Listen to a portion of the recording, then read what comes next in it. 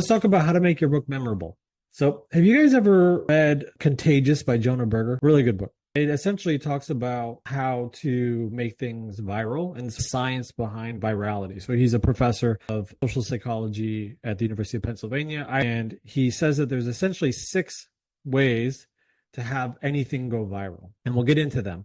When I say memorable, what I really mean is that it scales without having to put in more marketing dollars. Just to be clear, it's very easy to scale a book or any product for that matter. If you're willing to put enough marketing money in, and also if you're willing to lose money on the front end to gain the trust of that relationship with either your customer or your reader or your client, and then eventually sell them more on the back end. So this is why a lot of startups will raise a lot of money. You probably heard Amazon didn't make a profit for the first 20 years. Netflix made their first profit just 3 years ago. These are massive billion-dollar companies. That doesn't really make sense. What that means is that they were spending so much money on marketing that they didn't have any profit because they were growing. So any little bit of extra money, they would put it back into marketing. And in fact, oftentimes when they raise money, whether it's through a private equity fund or they raise money from a VC or a private investor, that's usually what people are raising money for. They have something that works, and then they want to spend money on marketing, and they want to scale it out. And then eventually they have so many people that love their product that they keep on buying more and more and more, and then they eventually make their money back. The idea here is you can either get this kind of virality, this scalability, this growth with your readership, either by paying a lot of money, which you don't want to do and probably aren't going to do. So instead of you pay with the psychology of virality. So this is the big idea of today's lesson. So if you're not going to spend a lot of money, you want to focus on the psychology of virality. And so we're going to dig into the how to make a book in a way that makes it more likely that one reader will turn into 2, and 2 will turn into 4, and 4 will turn into 8, and 8 will turn into 16. So this is called the network effect, or the idea that you're only 6 degrees of separation away from any person on the planet. This is because of the network effect. Each person, if they share with 2 or 3 or 4 or 5 or 20, and then every single person does that, all of a sudden you become viral very quickly. In fact, I don't know if you guys know how the algorithms for social media work these days, but if you've noticed big channels or big influencers that have 1 million people that are subscribed to them or a million followers, but then they only get maybe 20,000 views or 10,000 views.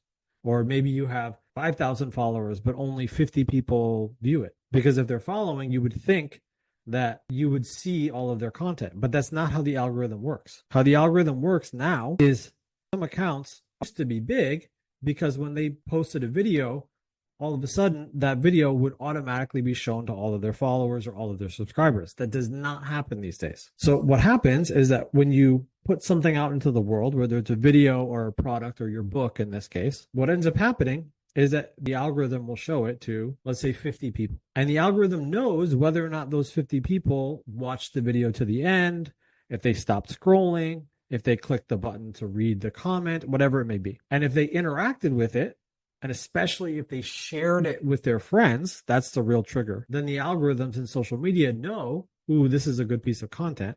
So instead of just sharing with 50 people, it will share it to another 200. And then it will get more data. And this all happens very fast, but this is what's happening behind the scenes. It will share it with 200 people. And then the 200 people, it will see whether or not people watched the whole video. Did they share it with their friends? Did they click the like button? Did they interact with it? And if they did, they'll show it to 500 people.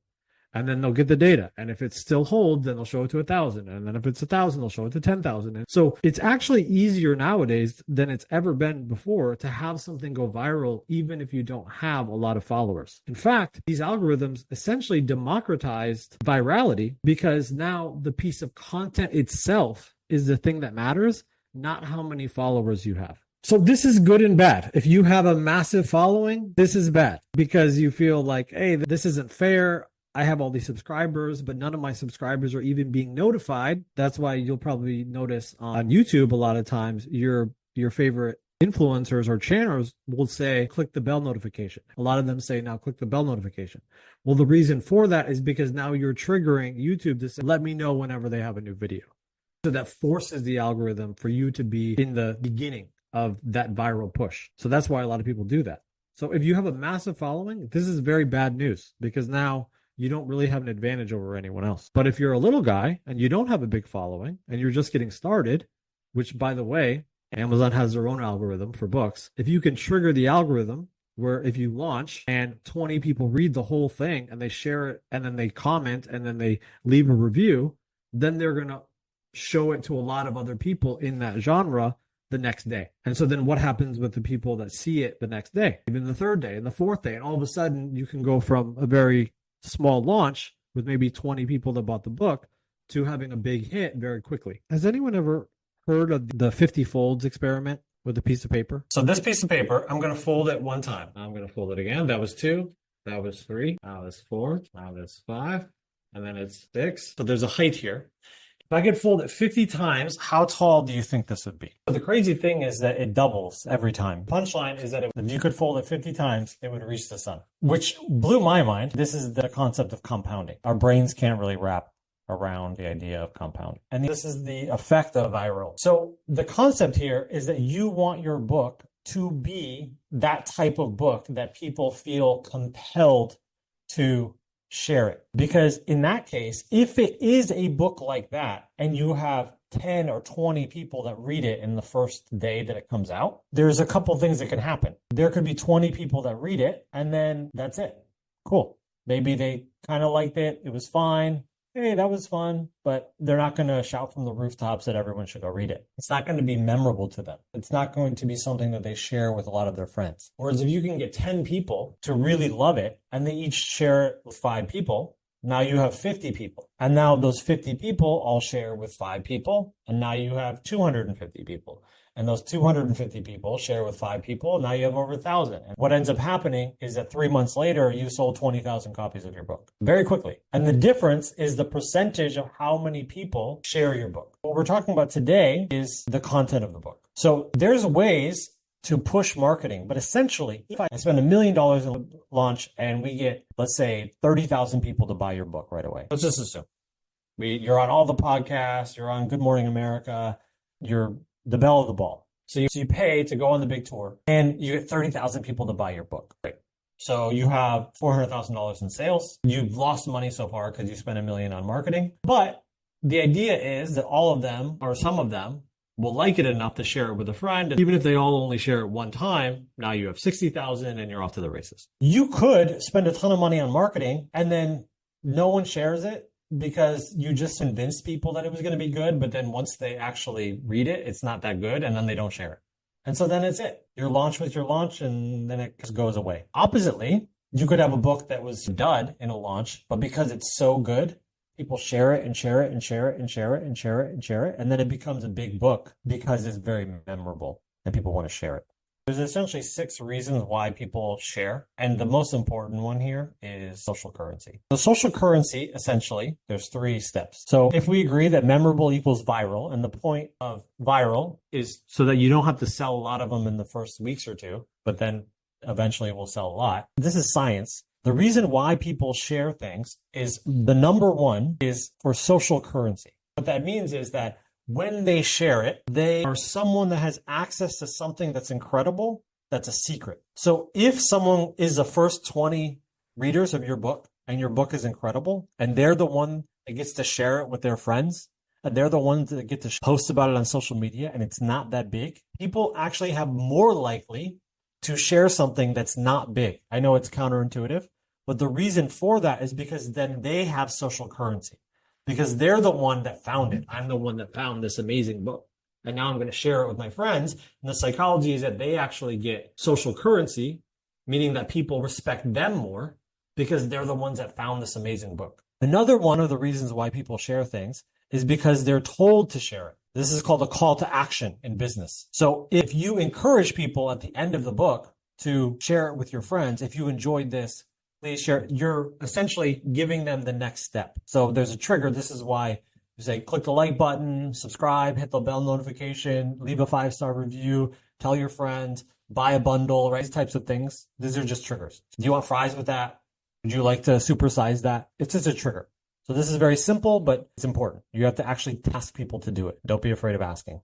Another thing is that if it triggers one of the deep emotions, people like to share emotions. The two emotions that are the most shareable he talks about in the book are number one is awe, meaning you feel small. It's like the feeling if you guys have ever been on top of a mountain or visited the redwood forest or wherever you're from, there's some version of that where it takes your breath away. You're like, oh my gosh, this is amazing.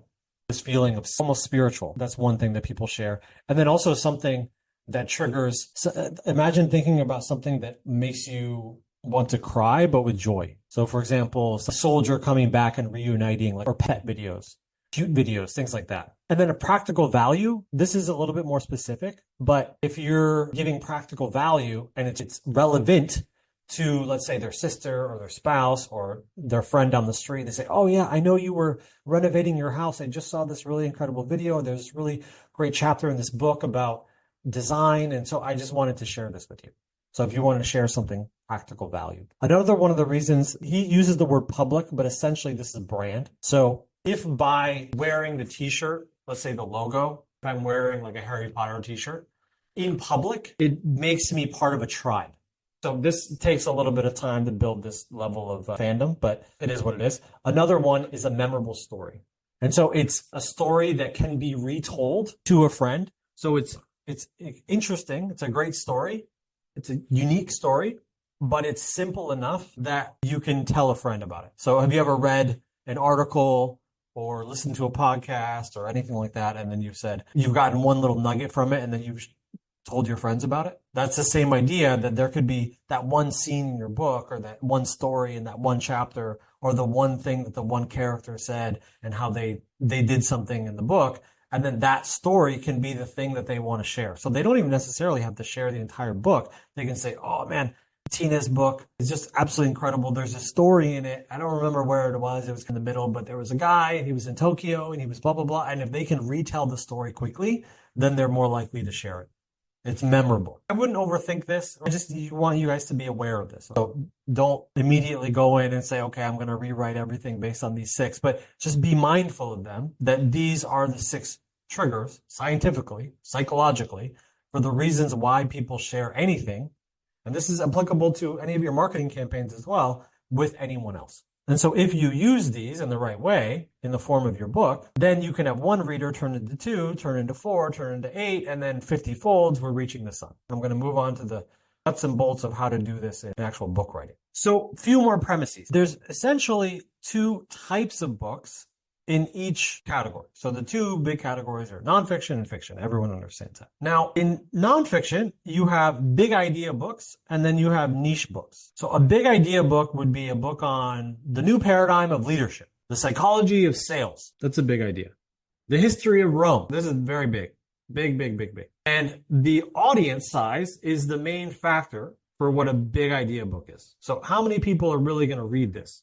If I have a book on leadership, in general, how many people is that applicable to? Pretty much everyone. Even a high schooler could read a leadership book for their chess club. Or a teacher is the leader of their classroom. Or an HR person is the leader of their operations. So it doesn't have to be CEOs or entrepreneurs. So the audience size for leadership is massive. But when the audience is massive, what is also massive? The competition. There's tons and tons of competition. Because now, which leadership book should I buy? So the potential upside, if you become one of the top leadership books, you may sell millions of copies, but you also might sell 2 and get drowned out. Whereas a niche book, like how to hire outsourced graphic designers for social media marketing agencies. What's the audience size for that book? Pretty small. But if I am one of the 10,000 people that has that problem and I'm searching on Amazon or Google for a solution, how do I hire a designer? I need more designers for my company. Then I might actually buy this book. And so now you might have 500 people buy your book at $10 a pop and you made $5,000. The way to think about the niche is like starting a landscaping company or starting a plumbing company or starting a little cafe. It's hard to fail as a plumber, meaning if you got to Google how to do plumbing, you have a phone number, people are going to find you. They're going to call you and say, hey, I have some leaky pipes. You're going to make some money. You're not going to make zero money. People are going to need help. But you're not going to be ringing the bell at the New York Stock Exchange because you sold your company for $1 billion. There's no $1 billion plumbing companies. There's no Malcolm Gladwell for how to hire an outsourced designer. Do you understand? So it's risk reward. So the more niche your nonfiction book, the more specific it is, the easier it is to sell 1,000 copies, but the harder it is to sell 1,000,000 copies. Whereas a big idea book, it's very difficult to sell even 1,000 copies, but it's way easier to sell 1,000,000. This is an important decision that you guys have to make as authors. Are you going to write a big idea nonfiction book or a niche book? So a niche is less risky, but with risk comes bigger reward. So the same thing for fiction. Fiction has high concept. Has everyone ever heard this term? High concept, essentially meaning big idea. It's just a fiction way of saying it's a big idea. It's epic, or it's about something really universal like love, and it's forgiveness, something very high concept. Whereas, and therefore it also doesn't have to do anything. It may have a little bit of hero's journey, but it doesn't have to specifically follow any tropes of the genre. Whereas if you are writing a young adult fiction, steampunk, Arthurian fantasy romance, that's a very specific genre. And those people who are reading that are going to have very specific expectations about what that book is going to feel like, read like, length, very specific. And whereas if I'm going to be up for the Pulitzer Prize or the Man Booker Prize for literary fiction, it's a high concept book. Well, there's really no expectations. It just, the expectations is that it's going to be well written, it's going to be deep, it's going to be probably pretty philosophical, the character is going to be well developed, and I'm along for the ride. But I don't have any expectations. So the same thing applies to genre versus high concept. Genre, it's way easier to sell 1,000 copies. Because if I have an Arthurian young adult fiction, steampunk, romance fantasy, there's 10,000 people that will read every one of those books. They have a never-ending desire for more of that genre. So it's very difficult. It's like a plumber. It's very difficult to fail. People are going to buy your book because it's in the right subgenre. Whereas if you write a book about a divorce in Oklahoma and the children struggling with that divorce, and that's the concept, there's no genre there other than literary fiction. And so that book might flop. If it's not written really well and it doesn't have good marketing, maybe you sell 5 copies because it doesn't have an audience that's ready for that specific genre. So just to give yourself a little bit of homework, what's your next book, or what's the book that you're working on right now? Is it nonfiction, big idea, nonfiction, niche? And again, nonfiction niche is like how to. Is it fiction, high concept, or fiction genre? Which one? It's one of these 4. Great example. How to overcome mediocrity. How to overcome mediocrity is nonfiction, big idea. Because how many people worry about being mediocre? Remember, audience size. How many people worry about that? I worry about that sometimes. So everyone worries. So that's a big idea. That's a big concept. But because it's big, it's non-specific. And so you don't have a core audience that's ready to buy that thing. Whereas if you said how to overcome imposter syndrome as a theater kid in high school, I bet you'd sell 500 copies easily. This is a really important example. So what's another word for mediocrity? Oh, I feel mediocre. I have imposter syndrome. I can't really get to the next level. Mediocrity. You could write a book called Mediocrity. That's massive, big idea book. Might sell 1,000,000 copies. I want to be the lead in my play in high school. If you write a book that's specifically for that niche, you're still talking about mediocrity, but it's very specific. You'll sell 500,000 copies very easily, but you'll probably never sell 1,000,000. I hope you guys are having a little bit of a moment here. The more specific, the easier it is to sell, but the more difficult it is to sell a lot. So there's 3 steps to making something memorable. And the first step to make something memorable, a unique take, meaning that you have your unique method. You have a unique system. You have your own thesis. Like imagine if you're a professor and you said, this is my life's work. This is why I'm different than everyone else. You want to stand out. So you have some particular way of approaching this problem that's different and unique. In fiction, the 2 ways that you start with unique is setting and your ending. This is in your first draft. So your first draft to start thinking about how to make my book memorable. If you're in nonfiction, what's my very particular unique take? You should at least find summaries of the 5 books that are similar and ask yourself the question, why am I different than those 5 books? That's step 1. Because if you don't have a differentiator, then it's going to be very difficult for it to be memorable because by definition, it's like something else. So things that are like something else are not memorable. So what is my unique take? In business, we call this a UVP, your unique value proposition, or in copywriting, we call it your unique mechanism. So what is that? Write it down, know what it is. I'm putting my stamp on it. This is something that I could patent. This is my intellectual property. This is my 7-step system. This is my way of approaching. In fiction, in your first draft, make something really unique is through setting and the ending. And have you ever read something and the twist in the end was like, oh, wow, that's incredible. And then you wanted to tell your friends about it. Oh, at the end, it was this. And I thought it was going to be this. Obviously, crime and thriller has this built in. But having a surprise ending or a really unique setting in your first draft, you already made it memorable. These are decisions that you're making in your first draft. If you do this, I'm telling you, like the output at the end will be so much better. You got to take the time. Is my setting unique?